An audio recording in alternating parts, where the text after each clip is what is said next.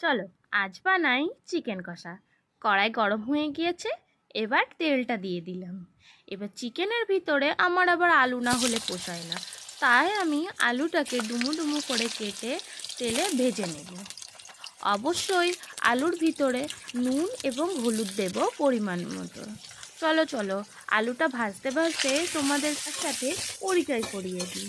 Hello, আমি সুমনা, আর আমার এই ছোট্ট ইউটিউব চ্যানেলে তোমাদেরকে স্বাগত। তো আজ আমি বানাচ্ছি ঘরোয়া স্টাইল চিকেন কষা। এই দেখো, তোমাদের সঙ্গে কথা বলতে বলতে আমার আলুটাও প্রায় ভাজা হয়ে গেছে। এবার আমি আলুটা তুলে নেব।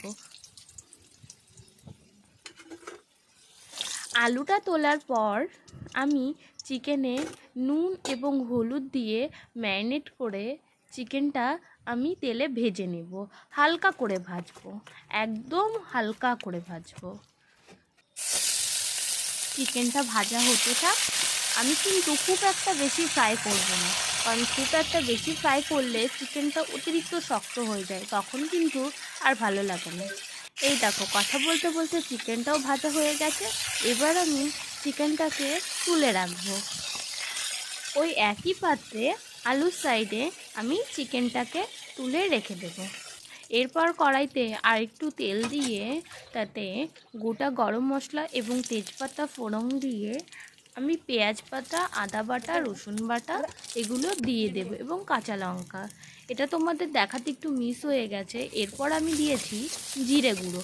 তারপর দেব আমি একটু চিকেন মশলা দিয়ে ভালো করে কষিয়ে সামান্য একটু জল দিয়ে আবার ভালো করে কষিয়ে দেব যতক্ষণ না তেলটা ছাড়ছে। এরপর আমি দিয়ে দেব চিকেনগুলোকে দিয়ে চিকেন এবং আলু দুটোই দিয়ে দিয়েছি। এবার আমরা চিকেন এবং আলুকে ভালো করে কষিয়ে নেব। এবার তারপর ফেটিয়ে রাখা টক দই দিয়ে দেবো। টক দই দিয়েও চিকেনটা বেশিক্ষণ কষাবো না, কারণ টক দইটা কেটে যেতে পারে। এরপর আমরা কষিয়ে নিয়ে দিয়ে দেব ঢাকা। এবার ঢাকা দেওয়ার পর আমরা 5 মিনিট রেখে দেব। 5 মিনিট পর ঢাকা খুলে দেখব কীরকম রয়েছে।